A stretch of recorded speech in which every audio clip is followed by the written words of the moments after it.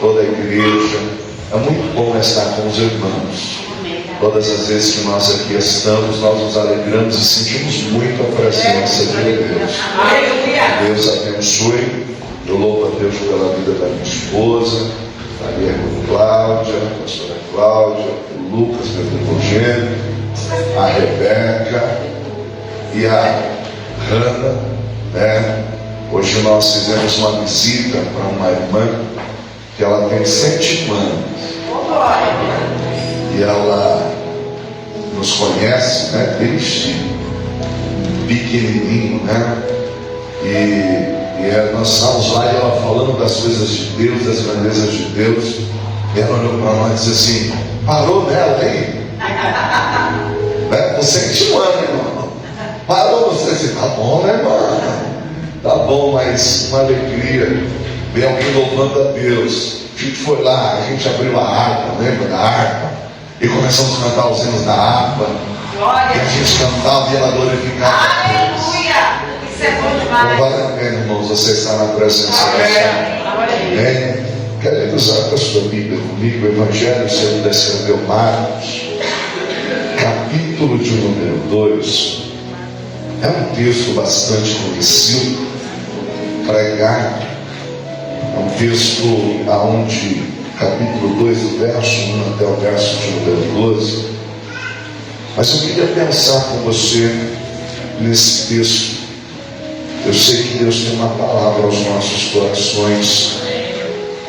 Nós, em mensagem, minha casa vai adorar o Senhor junto com os irmãos.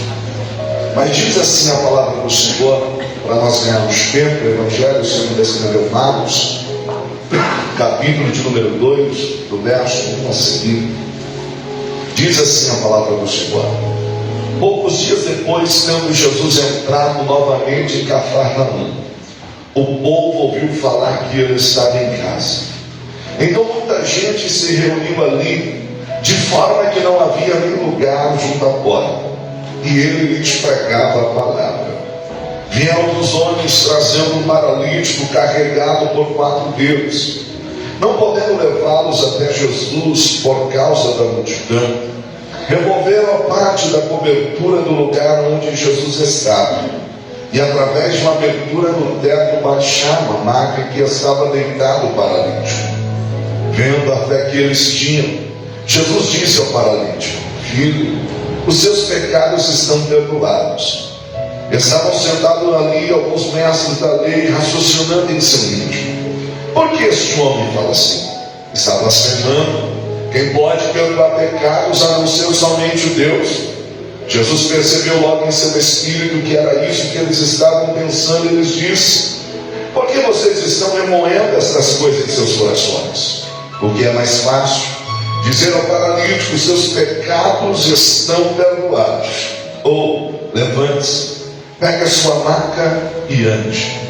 Mas para que vocês saibam que o Filho do Homem tem na terra autoridade para perdoar pecados, disse ao paralítico, eu lhe digo: levante-se, pegue a sua maca e vá para casa. E ele se levantou, pegou a maca e saiu à vista de todos. E estes ficaram atônitos e glorificavam a Deus, dizendo: nunca vimos nada igual. Isso a cabeça, oremos mais uma vez. Soberano Deus, eterno e poderoso, eu te louvo, a Deus, por essa oportunidade, esta casa de oração, esta casa profética, onde nós já fomos ministrados, somos ministrados. Meu Deus, mais uma vez eu quero pedir: fala conosco por intermédio da tua palavra. Que o Senhor encontre, Senhor, em cada coração campo fértil, onde a semente venha a ser lançada e venha a produzir o fruto pela qual ela foi enviada. Meu Deus, fala conosco, para a glória do teu nome. Amém e amém. Queridos, eu quero pensar convosco nesta noite, dentro do tempo que vem, regido por o tempo, as marcas de uma igreja relevante. As marcas de uma igreja relevante. O texto que nós lemos, ele nos traz a narrativa de Jesus que está dentro de uma casa. É interessante porque nós estamos olhando para esse texto, mas há um pano de fundo. E qual é o pano de fundo desse texto? Se você voltar ao contexto, você vai perceber que Jesus não pôde realizar muitos sinais em Nazaré, e isso por conta da incredulidade. Jesus então vem para Cafarnaum, e Cafarnaum vai ser como que uma espécie de um quartel-general de Jesus. Em Cafarnaum, Jesus vai estabelecer uma base sólida do seu ministério. No entanto, Jesus está dentro de uma casa, e a notícia corre. As pessoas estão indo para lá. O que nos chama a atenção é que há uma grande discussão teológica acerca de quem seria essa casa. Você tem autoridades como o Dr. Ernesto Nini, Dr. William Hendricks, comentaristas dos mais variados. Alguns dizem que esta casa era de um dos discípulos. Aqueles que afirmam que a casa era de Jesus. Outros dizem que provavelmente fosse a casa de Pedro ou da sua sogra, porque Jesus vai realizar um milagre.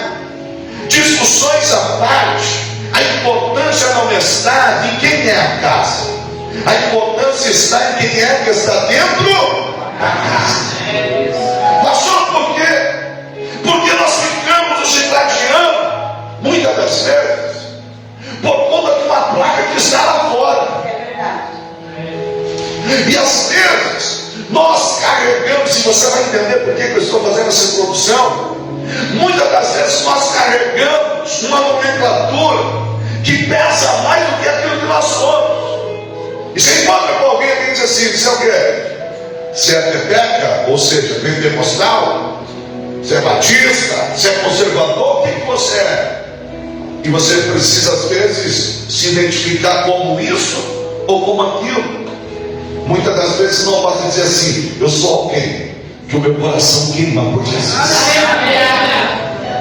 Verdade é que a casa é que Jesus está. E uma outra coisa que nos chama a atenção é que as pessoas que vão para lá são motivadas a estarem lá porque ouviram dizer que Jesus está naquela casa. E aí eu aprendo uma segunda lição: o que tem que me mover a estar aqui, o que tem que me motivar a estar aqui, não é porque eu quero rever o meu amigo, isso é importante quando eu digo, mas o que tem que me mover, vou lá, porque eu sei que lá Jesus está. O texto vai dizer que uma multidão corre para lá. E aqui eu queria pensar com você sobre a igreja relevante, porque aparecem em cena 4 anônimos. Você não tem registro de quem esses homens são. Aparecem em cena 4 homens, são anônimos, mas eu quero chamar eles de igreja. Por quê? Porque eles estão se movendo aonde Jesus está. O nome deles não precisa aparecer, mas as marcas que eles carregam é a marca de uma igreja relevante. Porque quando eu falo de igreja, a gente precisa entender uma coisa: a gente entende igreja como organização e entende igreja como organismo. Igreja, organização é importante, a igreja do CNPJ, as paredes, é como foi ministrado. E a gente precisa da igreja organização, porque hoje está uma moda de alguém que ensina para ele dizendo assim: você precisa congregar, não. Isso é um ensinamento do cão, irmão, não entendeu não. Amém. No entanto, eu quero pensar a igreja com você como organismo vivo. Pessoas, eu e você. Esses homens são igreja, e eles são uma igreja relevante, uma igreja profética, porque eu estava orando e falando com Deus, e eu falei: meu Deus, como a gente se perde na cultura do serviço. Não que o serviço não seja importante, mas é possível correr e não passar de um ativismo religioso. Então, queridos, aquilo que você é, muitas das vezes é mais importante do que aquilo que você faz. Amém. Então, quando eu olho para uma igreja relevante, eu vejo esses 4 homens se movendo aonde Jesus está. Eles estão correndo para a casa onde Jesus está.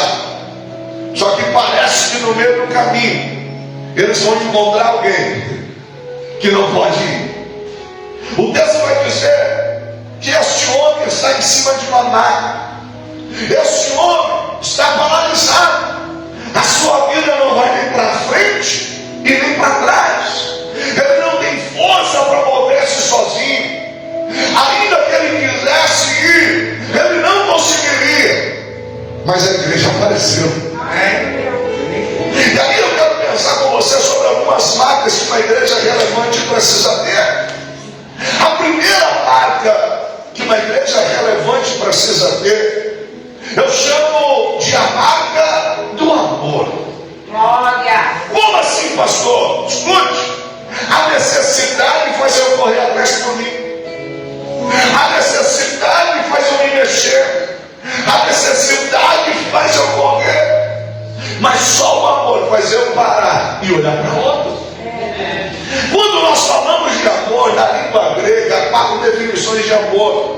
A gente fala de amor, o amor eros, que é um amor instintivo, o amor erótico, aquela paixão. Quando alguém olha e diz assim, estou apaixonado. Amor à primeira vista não é só atração. Não é suficiente para sustentar um relacionamento. Mas é importante. Aí nós falamos do amor filos, né? O amor filantrópico. O amor storge, que é aquele amor conjugal. E o tão famoso amor ágape, que é o amor de Coríntios 13, o amor que tudo suporta, o amor que... E às vezes a gente fica pensando, Senhor, eu tenho esse amor, me dá esse amor. A questão é que esse amor ele é revelado através do comportamento. Esse amor só é revelado através do comportamento. E uma igreja relevante tem a marca do amor. E eu posso imaginar sempre os 4 dizendo assim, vamos, já está lotado, a multidão já está lá. E de repente alguém para e diz assim, e o fulano? Diz assim, que fulano? Fulano está em cima da maca, não consegue ir. Eu penso que alguém olha e diz assim, cara, mas vai ser complicado lá logo. Você sabe que quando Jesus está, o ambiente é diferente, é lotado. E alguém olha e diz assim, eu sei, cara, mas nós somos igreja. Ele não pode ir. Ele não consegue ir, ele não tem força para ir. Aí eu fico imaginando uma igreja relevante voltando, parando todas as suas prioridades, parando tudo aquilo que são seus anseios, olhando para trás para alguém que não tem força para ir, olhando para alguém que não tem força para se levantar e dizendo assim, você não consegue, mas a igreja está aqui. Você não tem força, mas a igreja está aqui. E uma igreja profética, uma igreja relevante, é uma igreja que ama. Eu imagino os 4 olhando para ela dizendo assim, rapaz, você não tem força, mas tem alguém aqui que vai lutar por você. Você não consegue, mas tem alguém aqui que vai se mover por você. Querido, ame! E esses 4 vão lá como igreja. E eles vão abraçar alguém para levar alguém até Jesus. Mas eu fico pensando que essa igreja relevante, ela tem ainda uma segunda marca. E qual é a segunda marca dessa igreja relevante? É uma igreja que tem visão. Como assim, pastor? Queridos, é a nossa visão que move a ação.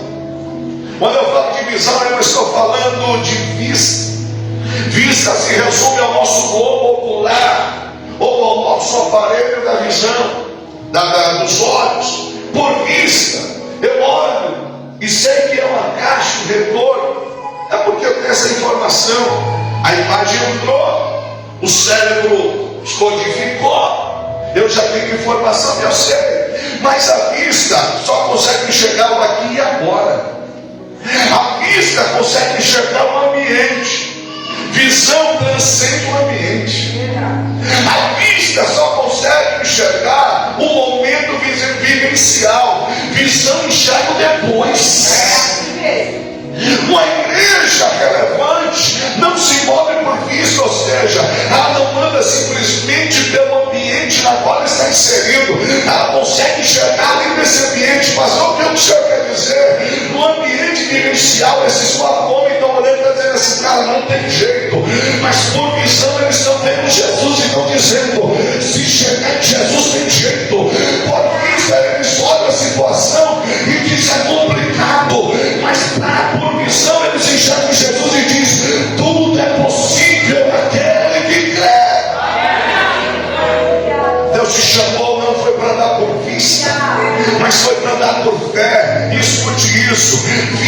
trabalha com a razão, simplesmente com a lógica. A visão trabalha com a fé. Alguém olha para você e diz assim: não tem como. E você olha Jesus lá dentro da casa e diz: se eu chegar lá tem como, se eu chegar lá tem jeito. Pela razão, você abre um documento, um diagnóstico, e alguém diz assim: já era, acabou. Mas com visão você lembra que serve um Deus que pode, que tem, que é, que faz, que realiza, que cumpre promessa. Não perca a visão, não perca. A gente estuda e alguém diz assim: o ambiente é determinante, o ambiente faz você, o ambiente determina. Eu sei disso. Só que eu vou lhe dizer uma coisa, irmãos: quando se trabalha por visão, você transforma o ambiente. Você transforma o ambiente. Alguém olha e diz assim: o que vocês estão fazendo? Esse aí é caso perdido. Você diz: não. Mas como é que você não está vendo o que eu estou vendo?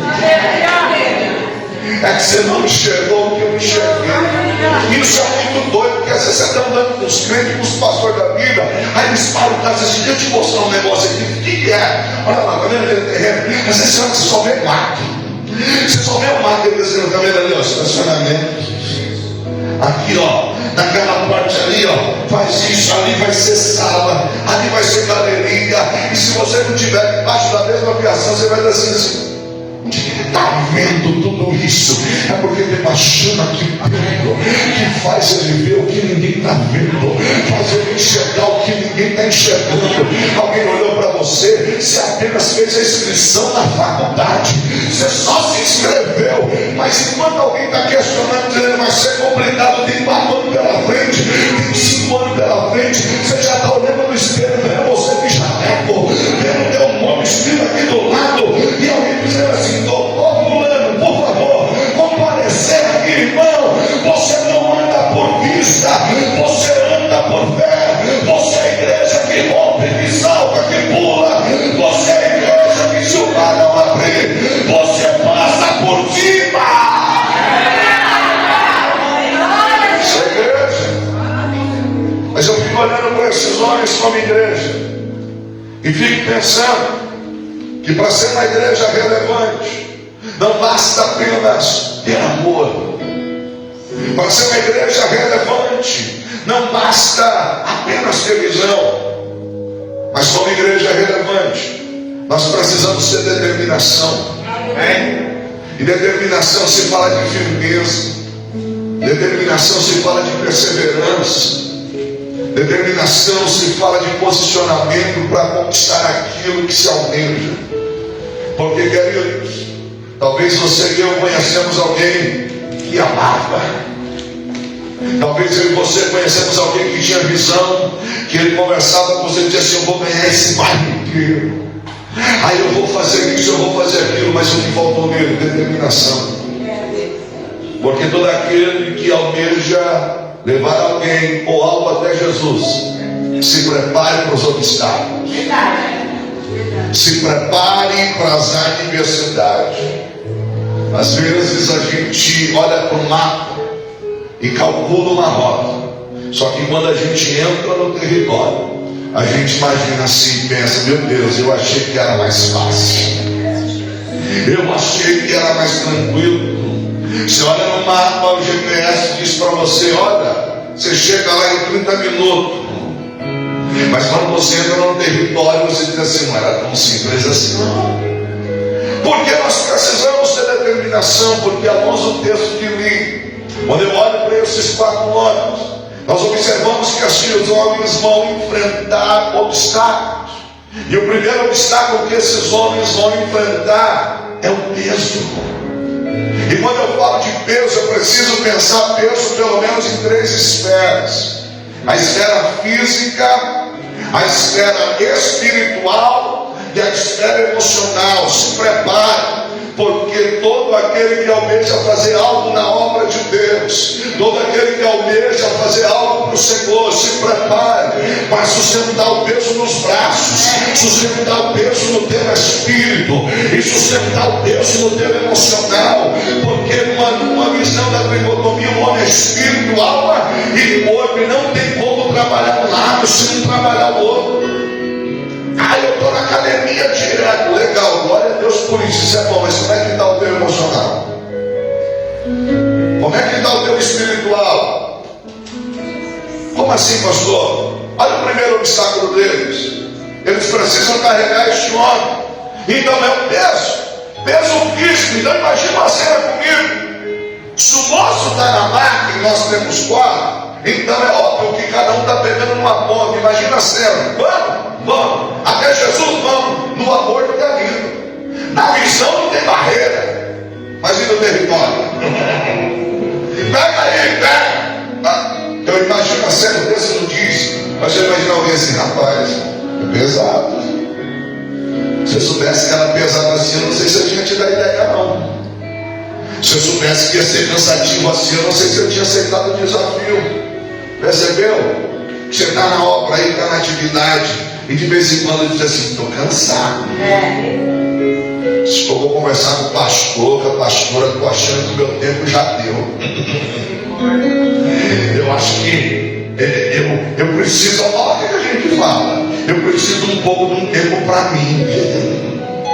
Eu estou cansada, bem-vindo ao grupo. É assim, a caminhada é assim.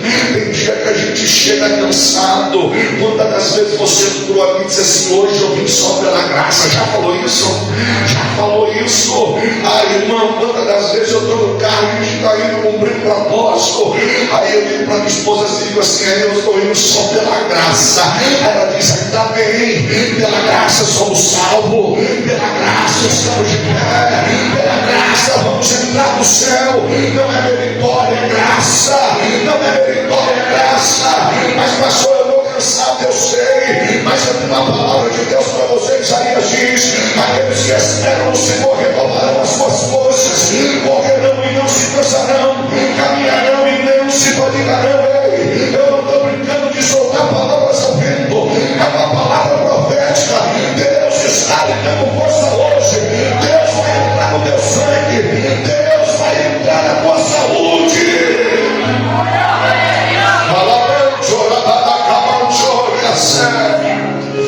Oh, querido, não é expressar versículos a toda tempo, é uma palavra viva.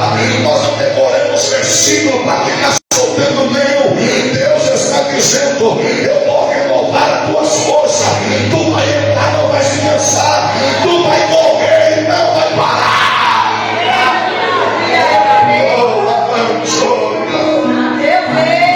Mas não vamos ser fortes, o cansaço bate, irmão. Cara, que você vem virado, nem dormiu. Dorme 2 horinhas. Quando parece que o sono vai engrenar, e o despertador vai dizer assim, já isso. Agora que vai engrenar. Ou então você nem dorme. Se você é igual eu, a cabeça vira daquele jeito. E você vira para um lado, vira para o outro. Mas mais um dia Deus está dizendo assim, estou renovando você. Esses homens têm que enfrentar o peso.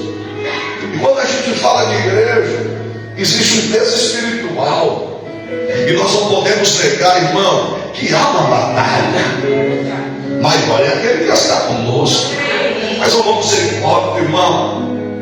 Quantas das vezes em casa, eu e minha esposa, a gente conversando, e ela diz assim, antes, se Deus fosse abrir os nossos olhos para a gente ver o que às vezes acontece no mundo espiritual, às vezes a gente não faz ideia.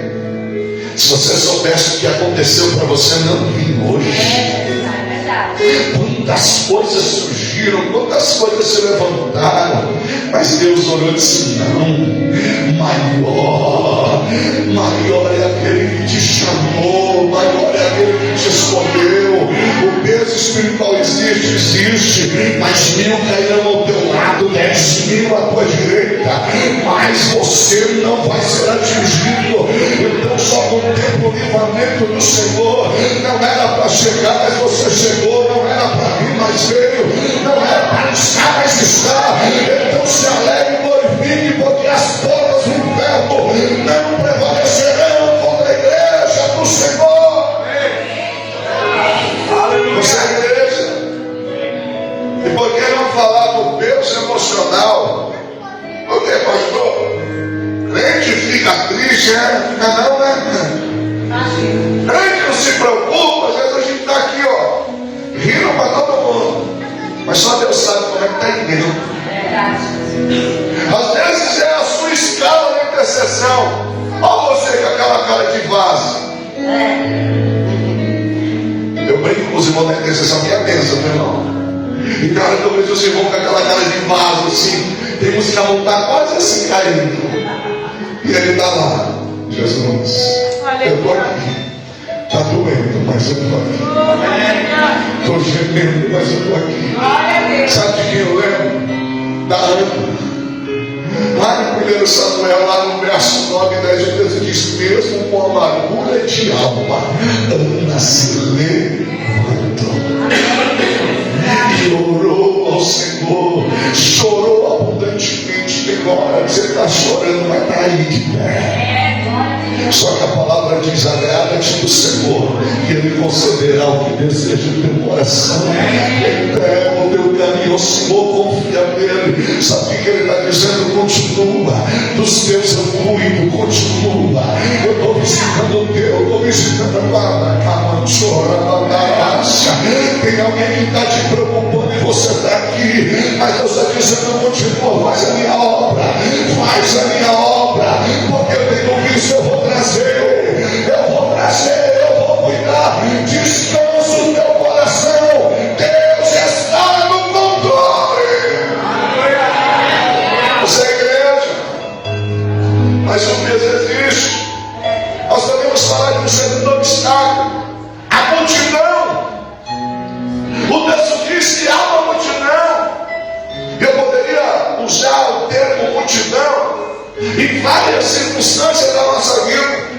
Você percebeu que todas as vezes que você coloca um propósito, surge uma multidão de coisas, multidão de afazeres, multidão de tantos e tantos impedimentos. Esses homens são igreja, eles têm alguém que precisa de Jesus, mas eles precisam romper uma multidão. Eu não sei qual é a multidão que você precisa romper, mas não pare. Não pare. Ô irmão, se você não tomar cuidado, surge tudo quanto é tipo de multidão. Tem multidão de afazeres. Surge, vai no culto hoje, não vou, pastor, porque tem uma multidão de roupa para passar. Tem uma multidão de louça para lavar, uma multidão de trabalho da faculdade para fazer, uma multidão de serviço que eu trouxe para cá. Essas multidões estão surgindo. Tem uma outra multidão, posso falar assim ou não? Multidão de frescura. Tem essa, pastor? Tem. Vai para o culto hoje? Sei não.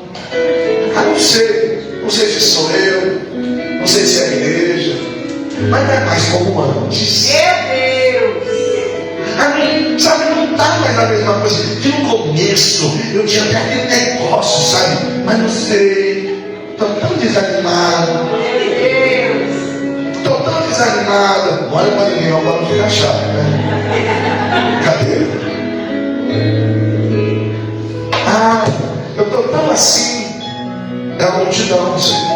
É a multidão de frescura. Pastor, o senhor está sendo ofensivo? Não. Não me tome por ofensivo. É que às vezes ela pega nós. Amém? Você já viu aquele tempo que você está com hipersensibilidade? Você não é assim? Qualquer coisa te machuca. Qualquer palavra te deixa para baixo. Essa hipersensibilidade, cuidado.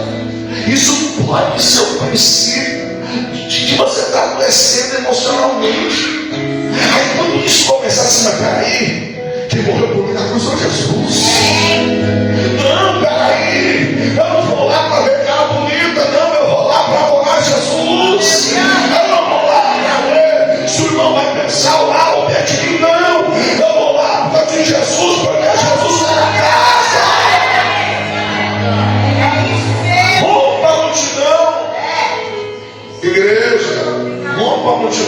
Aleluia.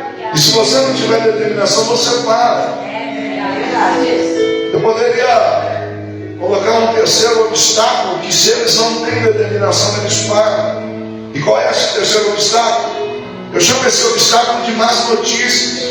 Se você observar o texto que nós lemos, o texto nos dá uma informação dizendo assim, que não havia lugar nem junto à porta.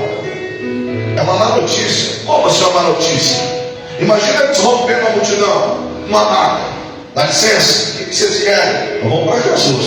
Nós vamos chegar em Jesus, dá licença. E de repente alguém para e diz assim, escuta, eu não queria ser o estraga-prazeres, mas ainda que vocês consigam romper a multidão, não tem lugar nem junto à porta. Imagina alguém dizendo assim, escuta, se eu que sou eu, que estou aqui sozinho, não consegui, vocês acham que vocês vão conseguir? Se eu que não estou com nada na mão, não consegui, vocês acham que vocês vão conseguir? Você já parou para reparar que tem sempre alguém para trazer uma má notícia? Tem sempre alguém para te entristecer. Você vem com o coração queimando, diz assim, estou com um propósito de Deus aí, ó. Deus me deu uma ideia, o coração está queimando e minha mãe diz assim, ó, eu não leva a mal que eu vou falar, mas acho que não vai rolar não. Vai rolar não. Olha, tem um acampamento, esse é feriado de finado, sempre chove. Sempre chove. Isso não é irmão, mas o que a gente tem a ver com isso? Não, mas pode observar, sempre chove. E quando chove lá, ninguém consegue subir, não, irmão, mas não vai chover, não, vamos embora do céu. Nem se empolga, não vai dar certo. Aí eu vou prestar o vestibular, vou prestar o concurso. Falou, ninguém entra. Nunca chama ninguém, nunca faz nada, irmão. Tem sempre alguém para te desanimar. Mas se você não tiver determinação, qualquer palavrinha basta para você desistir. Mas eu olho para eles são igreja e eles não vão parar. E eu sei que você é igreja, você não vai parar. Eu não sei o que você ouviu, eu não sei o que falaram para você nos últimos dias que te entristeceu, mas eu vim aqui para te dizer, que dá a última palavra na tua história é Deus, não dá. Eu não sei o que é que chegou aos teus ouvidos que te desanimou, mas você é igreja, não para. Você é igreja, não desista. Aleluia. Aí eu fico imaginando a cena, porque eles são igreja. E aí existe algo interessante, irmãos, porque nem sempre as coisas saem do jeito que nós esperamos. Nem sempre as coisas vão terminar do jeito que nós começamos. E aí nós traçamos uma meta, trilhando, não, eu vou aqui, vou chegar aqui. Só que no meio do caminho acontecem coisas. E eu fico imaginando esses quatro, e a Bíblia diz, nós temos quatro. Obviamente isso não está no texto, mas quando você estuda um pouquinho de desenvolvimento humano, fala-se muito sobre os temperamentos e, pelo menos, muda um pouco a nomenclatura, mas o mais conhecido, o fleumático, o colérico, o sanguíneo, o melancólico. E não pelo exegese do texto, mas só para você entender, se nós temos quatro, como ninguém é igual, e na igreja ninguém é igual, eu quero crer, eu quero pensar com você, que nós temos aqui os quatro temperamentos representados. Então imagina a cena comigo, alguém dizendo assim, ó, não tem lugar nem chutar a porta. Se eu fosse vocês, eu desistia. Imagina o sanguíneo. E vermelho, de repente, ó, vai no chão, vai no chão. Põe no chão. E aí? Já era. Corremos tanto pra nada. O sanguíneo, de repente, explode. Ele é brincalhão, mas ele explode fácil. Imagina então o melancólico. Por quê? Já era. A gente não vai mais. Pior esquema. Se o melancólico está chorando, imagina o fleumático. O fleumático é aquele, né, analítico. Então eu imagino que o fleumático é aquele que fala com a sobrancelha. O sanguíneo talvez olhe para ele e diz assim, olha, você não vai falar nada, velho.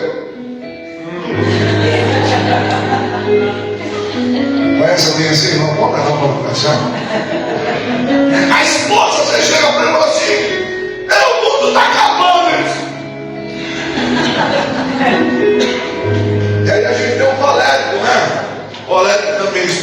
agressivo, né? É dominante.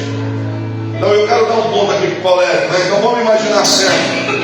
Sanguíneo já está todo nervoso, ele não sabe se atropela alguém na multidão, se volta, desiste de tudo, melancólico está chorando, fleumático está calado.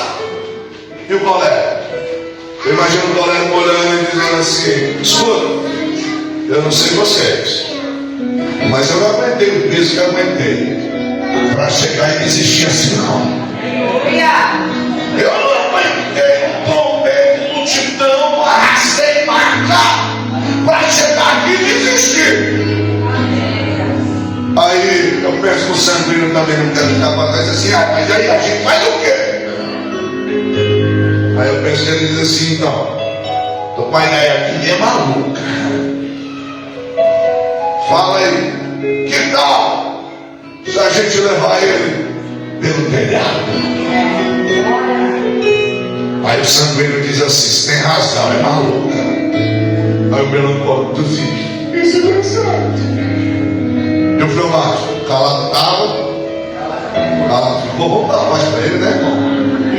Quem sabe ele não olhou, só abriu a boca para dizer assim: não custa tentar. Pastor, o que o senhor quer dizer? Você está desistindo sem ter tentado. Na caminhada cristã existe algo conhecido, não só na caminhada cristã, mas em todos os momentos da vida, existe algo conhecido como flexibilidade. Nem sempre as coisas são do nosso jeito. É verdade. Nem sempre as coisas são da nossa maneira. E eu fico olhando para esse texto, eu fico imaginando que é uma quinta marca, uma quarta marca de uma igreja relevante. Qual é essa marca, pastor? É uma igreja que busca direção. É uma igreja que não desiste, mas ela busca direção. Como assim? Não deu certo desse jeito, a gente tenta de outro, mas parar, nós não vamos parar. Eu tentei entrar por aqui, não deu, eu entro pelo outro lado, mas eu não vou desistir. Escuta isso: se for necessário, mude a estratégia, mas não deixa na visão. Muda a estratégia, mas não deixa na visão. Qual é a visão? Chegar até Jesus. Agora a estratégia envolve flexibilidade. Tentei por aqui, não deu, vamos dar a volta. Mas eu fico imaginando, eu não sei, pensar pode, irmão, não estou ofendendo as exegese do texto, pensar pode. Eu fico imaginando eles olhando diante do não ter lugar junto à porta, diante da multidão, um olhando para o outro, pegando a maca, vamos, virando as costas e indo. As casas da Palestina tinham escadas laterais. Embora não fossem casas de 2 andares, o teto era usado para espalhar o grão, para secar.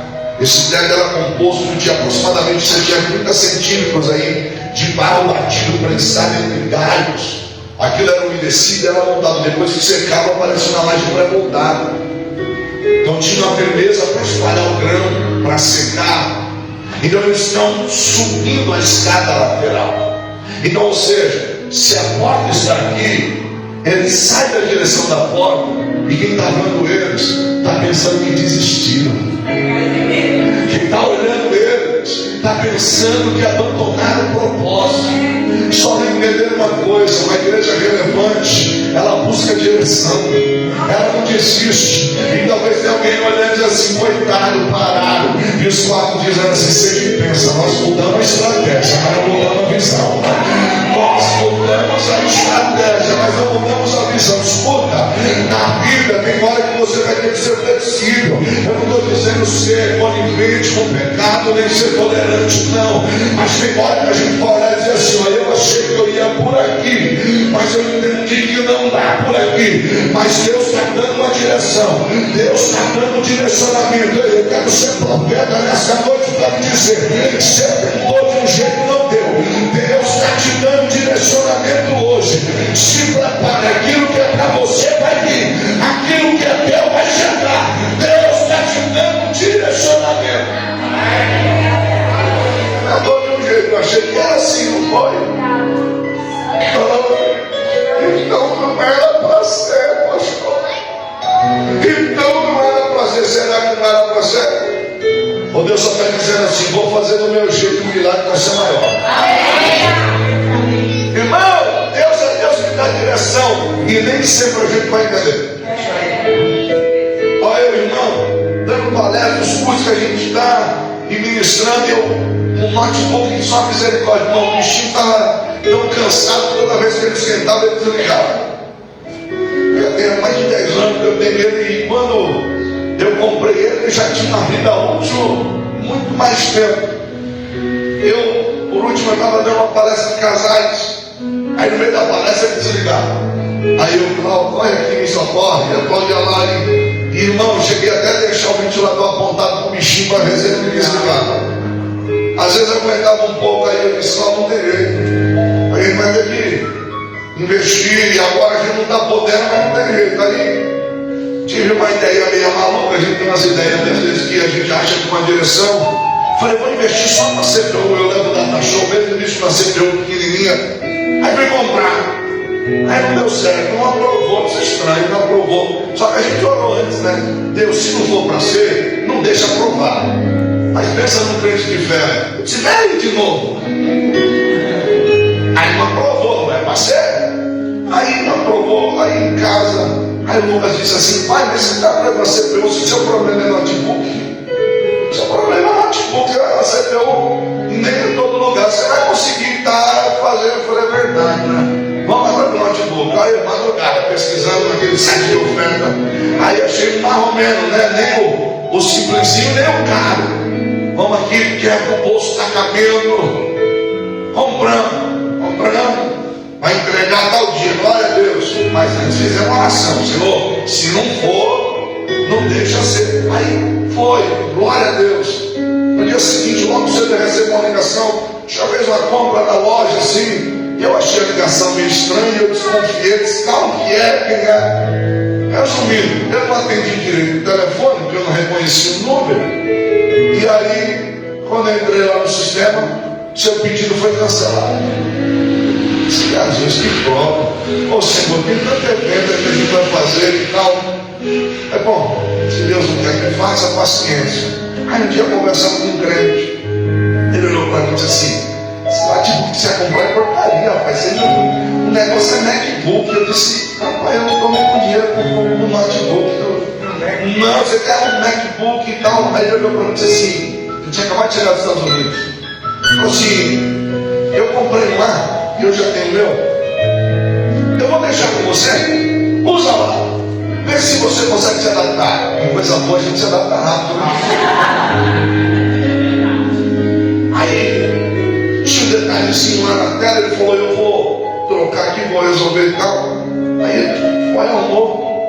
Aí ele falou, e aí, você gostou do Mac? É outra vida, né, mano? É outro nível, né? Ele falou, então, fica com ele para você. E você me paga aí quando ele falou, mas não, você está entendendo. Eu não tenho dinheiro para comprar um MacBook, não. Ele olhou para mim e falou assim, não, mas não estou falando de dinheiro. Vai usar ele vai ter. Eu falei, deixa eu te falar uma coisa. Você é investidor. Eu sei que você é um cara investidor. Você compra, vende e tal. Ele disse assim, eu sou investidor. Mas eu também sei ser semeador. Aí falou para mim, vamos fazer o seguinte. Eu vou te vender pelo preço que eu paguei lá. Então não colocou imposto, não transferiu. Ele falou, tanto que eu paguei lá. E vai pagando 10, tá bom? Se quiser que seja mais que 10, vai pagando. Vai usando, não. Vai usando, fica tranquilo. Deus falou, não é para fazer a obra?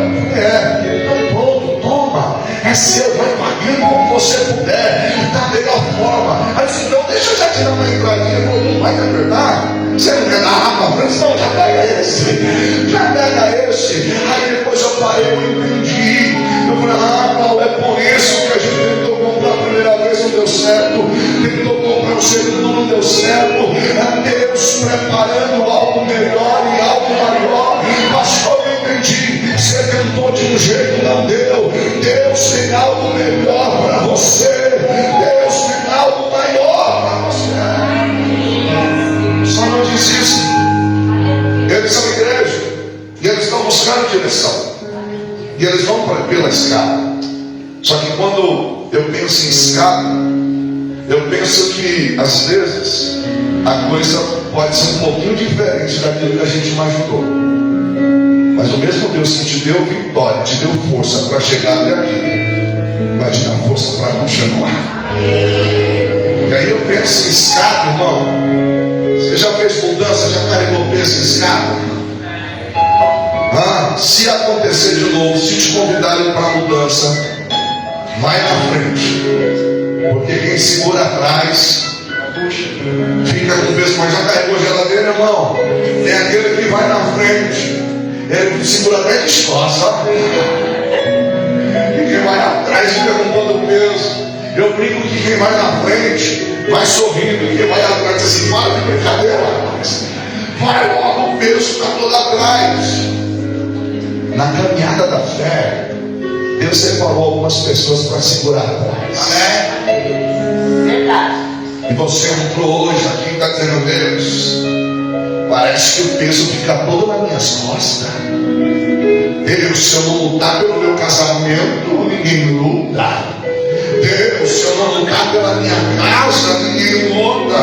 Deus, se eu não lutar aqui, ninguém faz. Aí tem hora que você está meio irritado, não dá? Você diz assim: sabe uma coisa? Eu vou largar de mão, quero ver onde é que vai dar. A partir de hoje, eu não vou mais nada, eu vou largar. Não larga não. Se Deus te colocou nessa posição, é porque sabia que podia contar com você. Oh, querido, Deus coloca a pessoa certa no lugar certo. Deus não erra.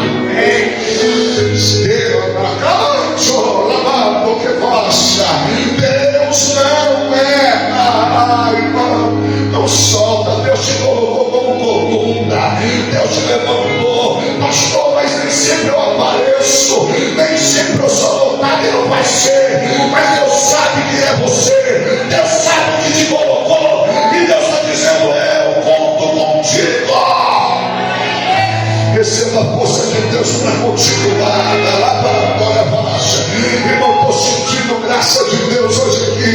Deus está levantando pessoas com autoridade. Deus está te revestindo com poder. Deus te colocou no lugar certo, porque Ele pode contar com você. Aleluia! É pesado. Quem disse que não seria? Não, é pesado. Mas vale a pena. Larga não. Larga não. Vai valer a pena. Ele é poderoso. Eles chegam até o teto. E agora eu fico pensando que, como igreja, eles têm que ter uma quinta marca. E qual é a quinta marca desta igreja? Eles precisam ter ousadia. Como assim, pastor, ousadia? Eu comecei a mensagem dizendo que havia uma discussão de quem era a casa. Se a casa era de Jesus, se a casa era de Pedro ou de qualquer um dos discípulos. Uma coisa eu lhe afirmo no texto, sem medo de errar: dos quatro, a casa não era. E para destelhar a casa dos outros, tem que ter no mínimo ousadia. Mas o que o senhor quer dizer? Nós, como igreja, vai ter momento que nós vamos ter que se mover em ousadia. Mas a ousadia não é uma ousadia sem propósito. É uma ousadia que é movida pela fé. Por que esses homens estão tendo uma atitude ousada? Porque eles têm a certeza que se aquele moço chegar até Jesus, ele vai ser curado. Então a tua ousadia trabalha em conjunto com a tua fé.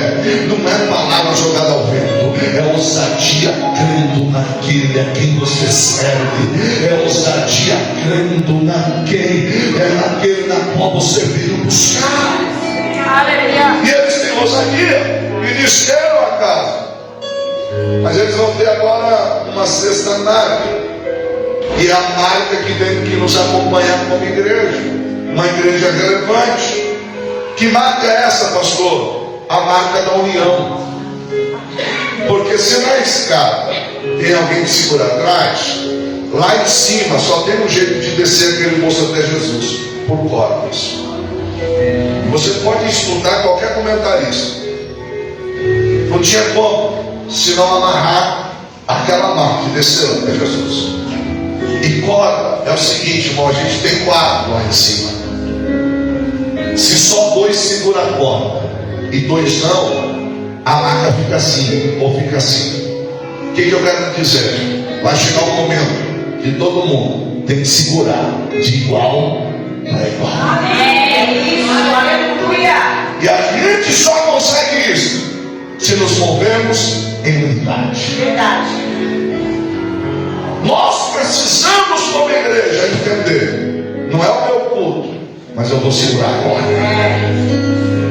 Não é o meu evento, mas eu vou segurar a corda. Glória a Deus. Não é o meu projeto, mas eu vou segurar a corda. Isso mesmo. Sabe de quem eu lembro quando eu falo de segurar a corda?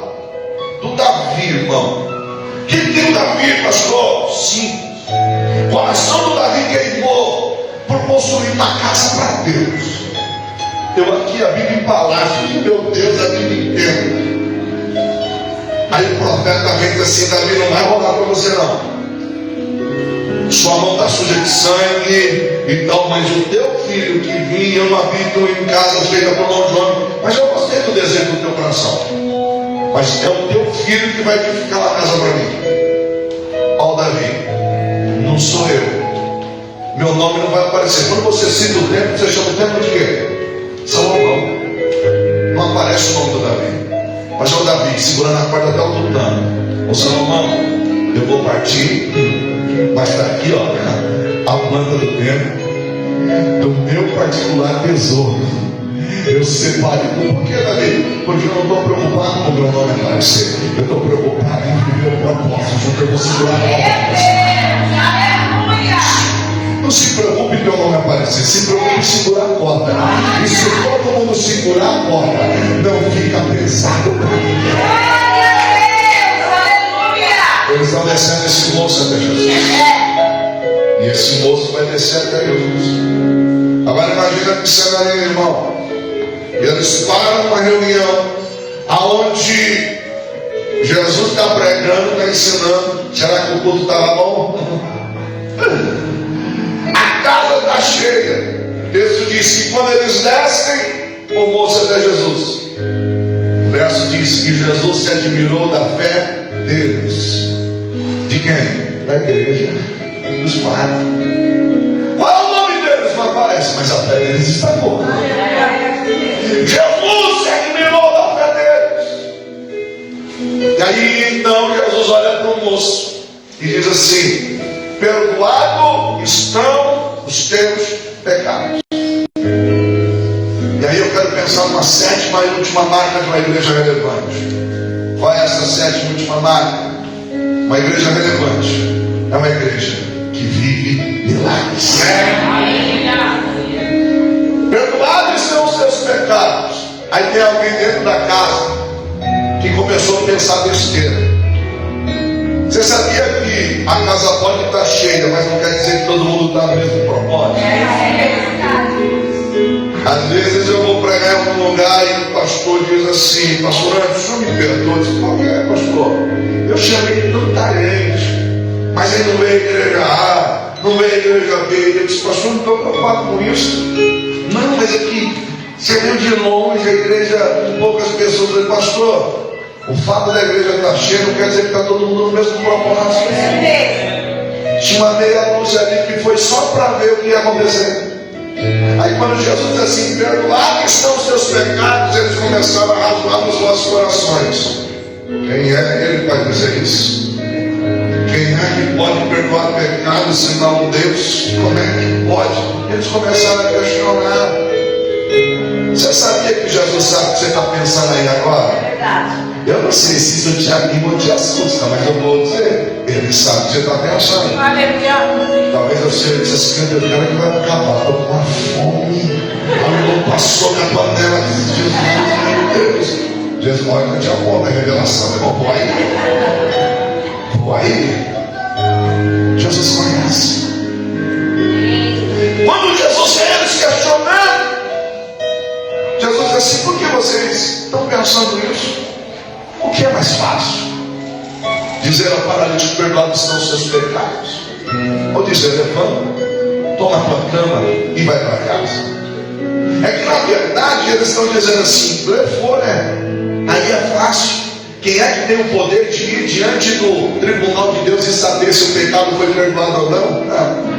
Aí qualquer um fala. Aí Jesus diz assim: bom, então vou perguntar para vocês, o que é mais difícil? Perdoar pecado ou levantar paralítico? O que é mais difícil? Fazer o caroço sumir ou abrir uma porta de emprego? O que é mais difícil? Fazer o teu esposo voltar ou curar uma ferida? O que é mais difícil? Ele está dizendo assim: estou dizendo para você que para mim todo o poder foi me dado no céu e na terra. Tanto faz fazer uma coisa como a outra. Eu tenho autoridade para fazer. Olha para o moço e diz: moço, levanta, toma a tua maca, vai para casa. Olha ele levantando, jogando a maca nas costas. E eu imagino a cena: vocês não deixaram eu entrar. Ô, turmão aí de fora, não tinha nem lugar junto à porta, não deixaram eu entrar. Mas vão ter que ver eu sair. Aquela paradinha, olhou para o buraco no teto. Obrigado, igreja. Obrigado, igreja. Eu não tinha força, igreja, eu não tinha condições, mas você não desistiu de mim, igreja. Ei, vai valer a pena, igreja. Continua. Por tua causa Deus está levantando alguém. Por tua causa Deus está curando feridos. Por tua causa Deus está restaurando casamentos. Você, igreja de Deus, para não vai valer a pena. A permissão da direção. Vem aqui adorar o Senhor, minha esposa, vem aqui, meus filhos. Se você pode, se coloca de pé, só para parecer que está acabando. Ei, irmão, você imagina que quando aquele moço ficou de pé, você acha que o culto ficou bom, irmão? Sim ou não? Ele sabe o que eu queria dizer? Culto bom foi o do telhado. Culto bom foi o do telhado. Por quê? A gente tinha dois cultos, um lá embaixo e um no telhado. Como assim, pastor? Imagina a cena comigo, o culto no telhado, aos quatro, assistindo o culto por um buraco no teto. Baixou o homem até Jesus, e eu penso, tá? Pensar pode. Eu penso que alguém está olhando e dizendo assim: escuta, o que Jesus está fazendo assim? Calma, rapaz, você não viu nada ainda. Não é que ele continua dentro. Calma, Jesus começou a trabalhar por dentro. Como assim? Acabou de dizer que está perdoando os pecados.